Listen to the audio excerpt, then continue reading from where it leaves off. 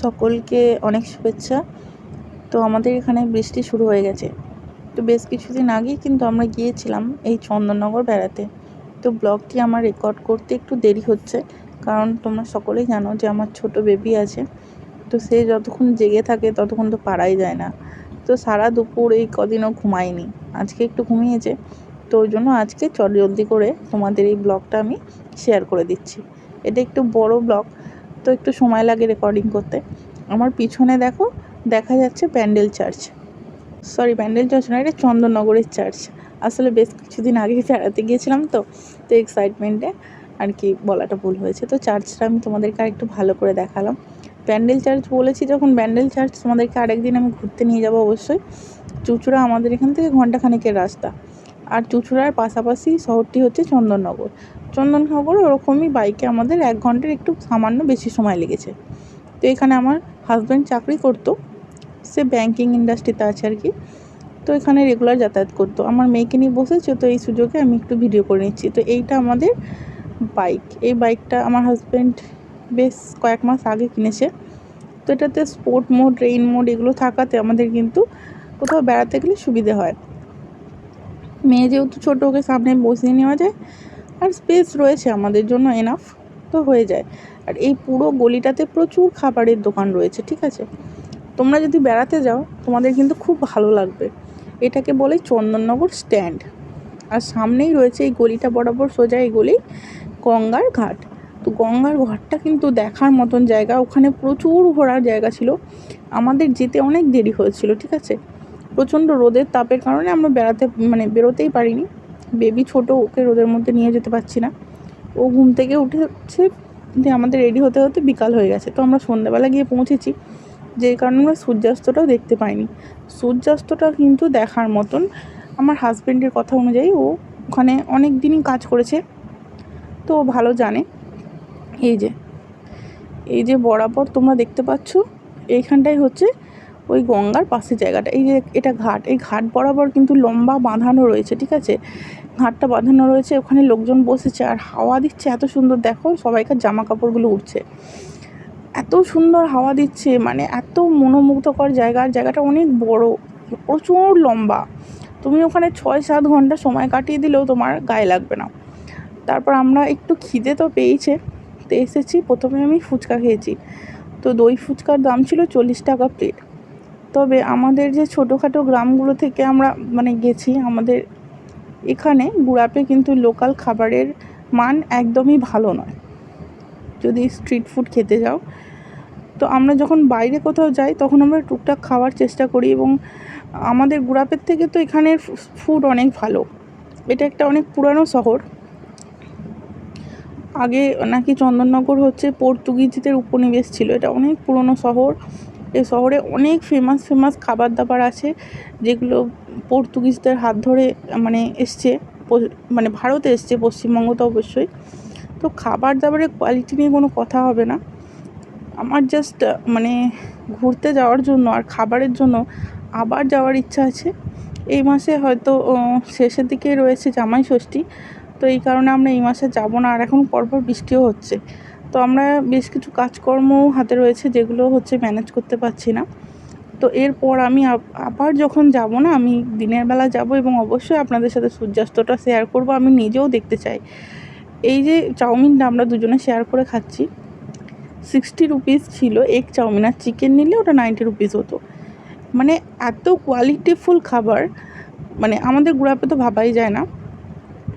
অনেক দামি হোটেলেও ভাবা যায় না, স্ট্রিটগুলোতে তো ভাবাই যায় না। আমি বাড়িতেই বানাই, বাড়িতেই খাই। তো আমার তারকেশ্বরে বলো বা এই চাউমিনগুলো বলো, এগুলো কিন্তু খুব ভালো লেগেছে। আর এই চিকেন পকোড়াটা ছিল ভীষণই বড়ো সাইজের, আর পুরো চিকেনেই স্টাফ ছিল, ঠিক আছে। একটা বড় সাইজের চিকেন স্টাফ ছিল, দারুণ জুসি নরম চিকেনটা ছিল। এটা 25 টাকা দাম চিকেন পকোড়াটা। আমার মেয়েও খেয়েছে খুব আনন্দ করে, ওর বাবা খেয়েছে, আমি অল্প একটু খেয়েছি। আমার পকোড়া খাওয়ার অত ইচ্ছা ছিল না, কিন্তু লাস্টে যখন আমি একটা বাইট নিয়েছি, জাস্ট আমার অসম লেগেছে। এরপর আমার হাজব্যান্ড জোর করে বললো, তোমাকে একটু রোল খাও। তো আমরা লাচ্ছা রোল নিয়েছিলাম, এগ রোল। চিকেন নিইনি, চিকেন তো খাওয়া হয়েছে পকোড়াতে। তো আমি রোলটা পুরোটা খেতেই পারিনি। আমার মেয়েটা রোল খেতে পছন্দ করে, তো তো ও একটুখানি খেয়েছে, তো আমি এটার অর্ধেকটা খেয়েছি আর বাকিটা পুরো মানে আমার হাজব্যান্ড খেয়েছে। দেন ওর মানে আমাদের পুরো ওভারলোড খাওয়া হয়ে গেছে। তো এরপর একটুখানি চা খেয়েছি যাতে জল তেষ্টা না পায়। আমার ঘুম পেয়ে গেছে, মানে পুরো পেট ভরে খাওয়ার পর আমার ঘুম পেয়ে গিয়েছিলো। ঠিক আছে, খাবার দাবারগুলো অসাম। আমার হাজব্যান্ড বললো যে আরও তোমার ওখানে যে মানে মানে fried rice, mix fried rice বা মাছের যে চপগুলো হয়, ঠিক আছে, বা চাইনিজ যে কোনো খাবারের কোয়ালিটি দারুণ ভালো হয়। আর দেখো ও গেছে পেমেন্ট অর্ডার এগুলোর জন্য। তো মেয়েকে নিয়ে আমি বসে আছি। পরিবেশটা দারুণ, লোকজন প্রচুর লোকজন ছিল। আমরা দারুণ মজা করেছি। বিশেষ করে আমরা যখন অনেক বাইরে দূরে বেড়াতে গেছি না, আমাদের অনেক শরীর টায়ার্ড থাকতো, এত বেশি মনে হয় আনন্দ করতে পারতাম না। তো যাই হোক, আমরা সাডেনলি বেরিয়েছিলাম। দিনটা কিন্তু দারুণ ভালো ছিল। আমার মানে আবার ইচ্ছে আছে আমি যাব। যাদের কাছে পিঠে বাড়ি, যারা যাওনি চন্দননগর ঘাট, অবশ্যই যাও এবং বিকেলের আগে যাবে। সূর্যাস্তটা যদি তুমি গঙ্গার দেখো, এবং আমি তোমাদেরকে ওগুলো দেখাতে পারিনি কারণ ঝড় উঠতে শুরু করছিল। আমরা রাস্তায় ঝড়েও পড়েছিলাম। ব্লগটা শেষে তোমরা সেই ঝড়ের ক্লিপসগুলোও দেখতে পারবে। তো ওই কারণে হচ্ছে আমরা ওই অতটা জায়গা আর কভার করতে পারি। প্রচণ্ড খিদে পেয়েছিল, তো একটু খাবার তো খেয়েছি। আর খাবারগুলো এত ভালো ছিল যে মানে খেয়ে পুরো পেট ভরে গেছে, ঘুম পেয়ে যাচ্ছে এরকম অবস্থা। আর একটু চা নিয়েছি যাতে ঘুম কাটাতে পারি, বাইকে যাতে যেতে পারি। তো মেয়েকে নিয়ে যাবো, সাবধানে তো বসতে হবে। তো একটু চা নিয়েছি, এটা 7 টাকার কাপ ছিল। আর বড় কাপ 10 টাকার বড় নিইনি আমি। বাইরে বেরিয়ে চা খাই না, বাট সেদিন খেলাম। তো আমরা গঙ্গার ঘাটের দিকে যাচ্ছি। মানে এই রাস্তাটা হচ্ছে চার্চের অপোজিট দিয়ে সোজা গেলেই গঙ্গায়। তুমি দেখতেই পাচ্ছ, মানে খুব সুন্দর সাজানো গোছানো একটা শহর। দেখো আশেপাশের মানে রাস্তাগুলো দেখলেই বুঝতে পারবে। আর প্রচুর খাবারের দোকান ছিল। এইবার শুরু হচ্ছে দেখো গঙ্গার দিকটা। গঙ্গার যে এই যে ঘাট বাঁধানোটা, রাস্তাটা কিন্তু অনেক বিস্তৃত। এটা পুরোটা তো কভার করা সম্ভব হয়নি, ওখানে ঘাটটা দেখালাম। এরপর দেখো এখানে বাঁধানো রয়েছে, প্লাস বসার জায়গা করা রয়েছে। ঠিক আছে, এবার আমরা কিন্তু যেহেতু আমাদের 1 ঘন্টার ওপরে সময় লাগবে, 1.5 ঘন্টার কাছাকাছি, তো আমার হাজব্যান্ড কিন্তু স্পিডেই বাইকটা চালাতে শুরু করেছে। আমি চেষ্টা করেছি ক্যাপচার করার। ওখানে পার্ক রয়েছে নিচের দিকটা, দুটো মতন মানে স্পট রয়েছে। একটা হচ্ছে ফেরিঘাট রয়েছে, আর একটা খুব সুন্দর বিরাট বড় একটা লঞ্চ মতন বানানো রয়েছে। ওইটাও কিন্তু বেড়াতে যাওয়ার জন্য, মানে ওটা জাস্ট মানে ঘোরার জন্য ওখানটা, ওই লঞ্চটা ছাড়া হয় না। তো আমরা ওই লঞ্চেও নামতে পারিনি, ফেরিঘাটেও নামতে পারিনি, আর ওই ঘাটটা বরাবরও যেতে পারিনি। সূর্যাস্তর আগেই মানে পরে গিয়ে আমরা পৌঁছেছি। তো এইগুলো আমরা মিস করেছি। যারা বেড়াতে যাবে তারা অবশ্যই আগে যাবে, বিকেলের আগে গিয়ে পৌঁছাবে, যাতে এই সবগুলো জাস্ট ঘুরতে পারো। আর বড় বড় গাছ, মানে পরিবেশটাই এত সুন্দর বলে বোঝাবার মতো নয়। ওই যে দূর থেকে দেখা যাচ্ছে, ক্যামেরায় হয়তো আসছে না, এই যে ঘাটগুলো, এই যে আলোগুলো দেখলে তোমরা বুঝতে পারবে। অসাধারণ পরিবেশ। অনেক বাইরে ঘুরতে গেছি, বিশ্বাস করো।